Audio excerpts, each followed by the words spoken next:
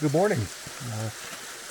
If you followed along since last night, I appreciate that. And second day up here, and today we're going to hit the trail and head on up, see what Larry has in store. So it's still only, it's 8:05. Larry's doing his coffee and getting ready to go. So these are some headwaters of a river in the Olympics, and our camp is right up the trail. So here comes Larry. He's going to take a few exposures here of these falls here.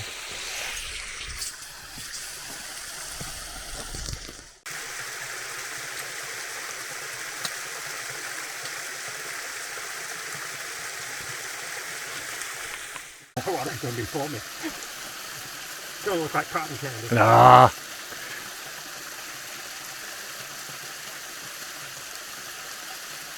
Oh, come on.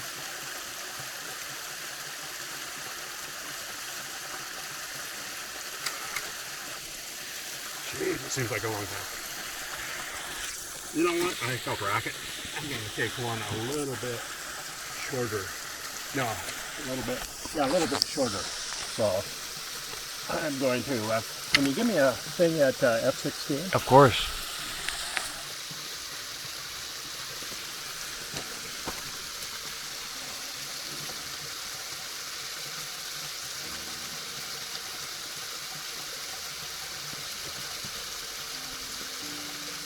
Okay, according to a little calculation on the lens barrel, I've got focus from 6 feet to infinity. I see. So, The end of the... not I don't know, that's pretty close to 6 feet. That's foreground rock from the camera, from the plane of the camera. I would say... There's a film plane here. Oh, okay. I'd say more like 5. That's okay. Oh, okay. The main thing is I want to get that. I see. Yeah. So that's beyond 6, for sure, isn't it? Yes. Yeah, that's Yes. probably what, 10, 8? 8. Okay. All right, so what do you got again? F16. And I think we were at 20 seconds, but it changes so fast. Yeah, but I'll still get a general. I didn't mean to do that. 1 second. Nice to have a guy with a meter. I mean, I could do it in my head and come out okay, but hey, you know, it's nice to have a little more precision. I should have brought a meter. Well, I did bring a meter. I just didn't get it out. I'm not sure how much I trust those meters. They're probably pretty good. Probably better than any old meter there ever was. 8 seconds. Excellent. Thank you. Yeah. Okay, we're set for 8 seconds. What's nice about this is you can press this shutter softly and not without moving your camera. Nice.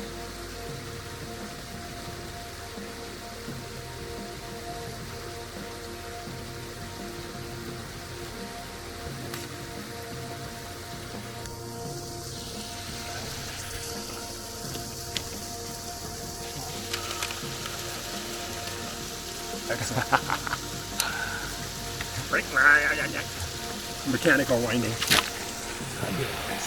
Mechanical winding.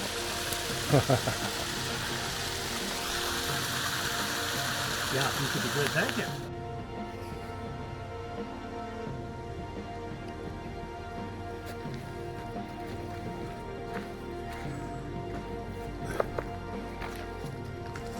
Right up those rocks. Okay.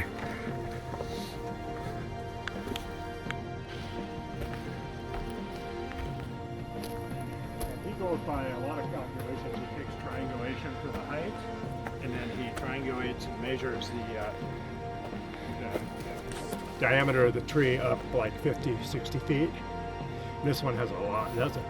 It's not the hugest at the base, but because it maintains a lot of weight all the way up, a lot of diameter, that in total volume is number 3 in the world that he's seen, that they've seen before. I'm sure there's more here. I've seen one in Lower Electric Creek that's bigger than this, but you know, nobody's gonna go to it. It's way off trail, but it's probably another foot bigger than this on the butt, but maybe not quite as big all the way up. This thing's, 8 feet easily on the butt. And we're looking at the narrow side. Yeah, there's a gnarly tree. Look at those horns hanging on it. An old, where limbs came out down the bottom. deactivates that scar tissue and it just heals itself and becomes part of the tree. Look at the bark on the left-hand knob there, just curling along the knob. Oh, yeah. Following the contour. Yep. Wow. Yeah, a lot of bulk in that, but I'm almost positive the one, number 2 is in the Gray Screen Basin, but I think it's number 1 because it's, number 1 is over in the Queets. I've seen it. To me, it doesn't look as big as this from this angle, but that's all a matter of volume. Doesn't matter. They're all. It's massive. That's just a giant among giants. It's just That's been around phenomenal. a while. His estimated age was 1,400 years, so it's a long way through. Yeah, easy 15 feet there.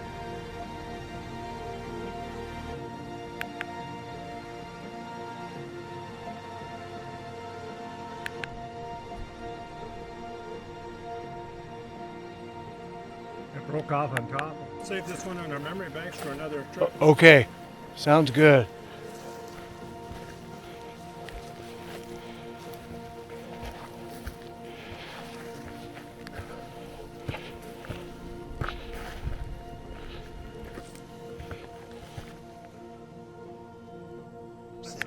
Are obviously not too long ago.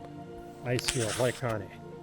The striation is a big giveaway, but another big giveaway is that general whaleback soft polished up boulders. Yes, the surface of it is eroded, but we can see in a general view just those whalebacks, that typical shape where it slightly comes up on most bedrock and then it seems to drop off on that side, and probably the weight of the ice pulling back out. I see. All that flow. How many tons per square inch? I think it's just an amazing, like in 20 feet of glacier ice, the tons per square inch where it touches is huge. Think about 200, 300, 400 feet deep, or in these cases maybe 1,000 feet deep. Or over Seattle, 5,200, a mile deep, 5,280 or so. Oh, yeah. That's pretty amazing. That'd be beautiful specimens, and the way this drops over and the light changes. You got not only a demarcation of the landscape, but a demarcation of the light. Exactly. And there's an example of the lighting right there. Oh, that's beautiful. See that? And that's on video right now. Oh, that's beautiful. So, Yeah. It's just the greens and the freshness. This rain has freshened the air even more. I'm just going to So give good this for your just a lungs. gentle tap just to keep it. So good for the depths of Oh, your yeah. lungs. Yeah. Oh man, that's beautiful. And you know what? Your wide angle is just nice and wide. It's just the right. It's not like overly weird. It's just nice and wide. And then coming in, you can really compress stuff. It looks really nice. And for what It's I a do, good lens. for what I do, that's you can all I compose need. from about anywhere. Oh, it's a little close. Oh no, it ain't. Zoom out a little. And I don't do wildlife, so I Yeah, don't need. and look at what you want to get. Like I wanted to get the march of these 3 trees here with this guy just leaning so nobly, just like a sentinel, just leaning back and from the group. And he's going to go over someday and he's going to feed, and that's okay too. And it's just all part of it. You're gonna dump over and put some more dirt down there. Takes a while. In our terms, it takes a while. Now I notice pressing this autofocus on button now, it doesn't stay on, it just kind of shows some various triangles that it's focusing on and it goes, choom, choom, True, when it does. but between the point you do that and the point you pull the trigger, it's going to be in focus. Oh, It's not going to bump out that quick, right, unless the lighting and all of that really was changing. sure. I like that the zoom ring is out here. I Right. tend to do this too much. I see. Wow. That's not moving much. And I've got at f4 I've got 1/180th, which is fine.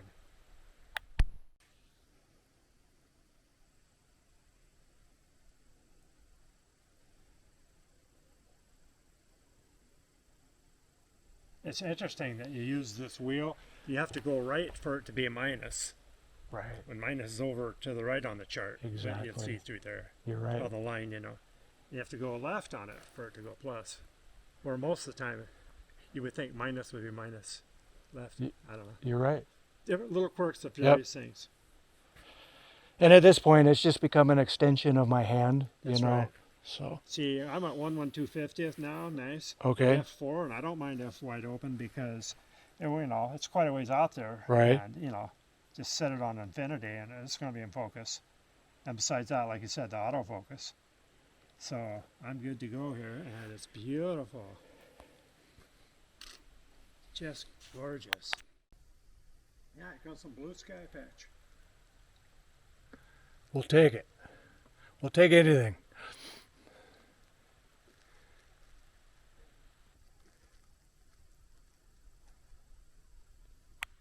These are nice, healthy. Getting enough water off that hillside. Right. Oozing down underneath. One drop at a time.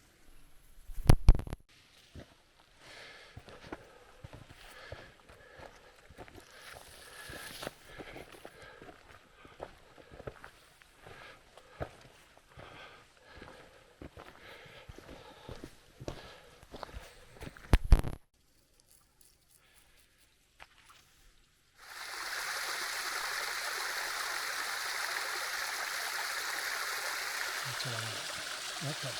So distance-wise, I got what I want. I'm set it at infinity because I'm going to stop her down to F.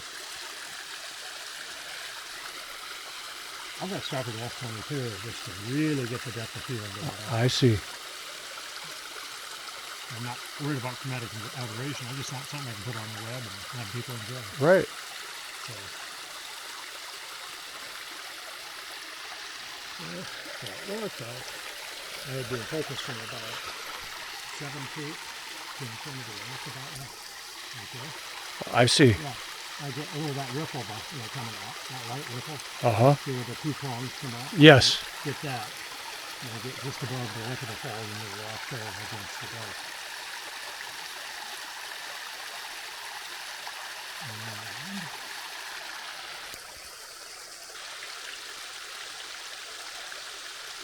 Yep. Well, that part's good. Now, if I can get an exposure.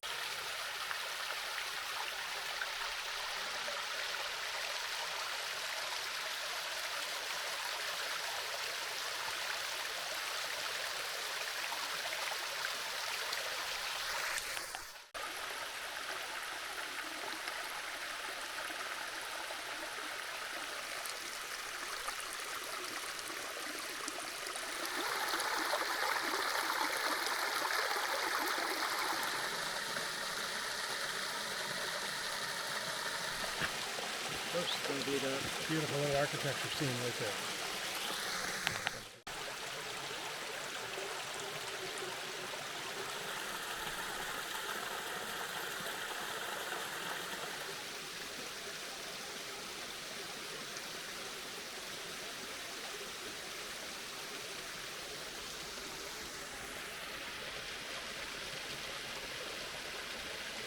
Yeah, if you could give a general meter reading, that would help. Of course. At F,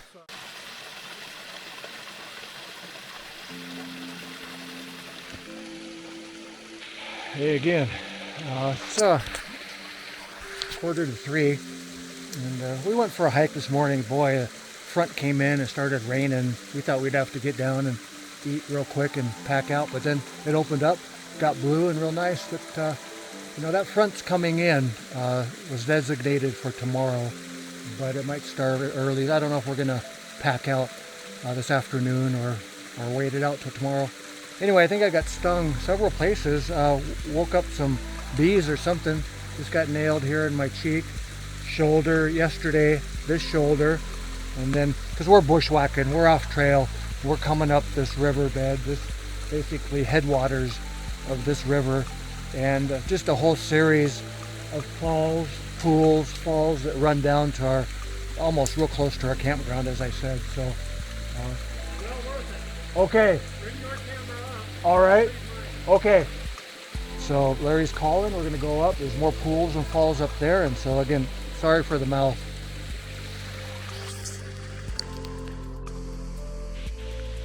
So we're following this set of falls and pools. We're going to go up one more tier. So far there's just been several that we've covered, and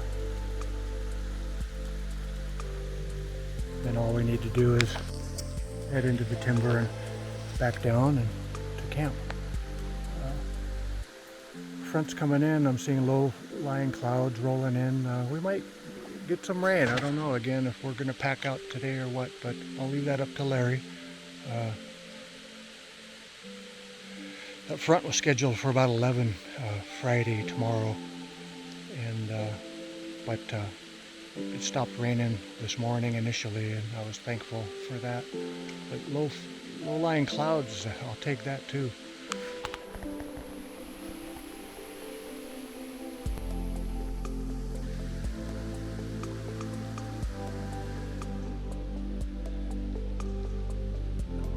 Put that in front of you, you're down like by your house or something. Someone put that in front of you, yeah, that's pretty nice.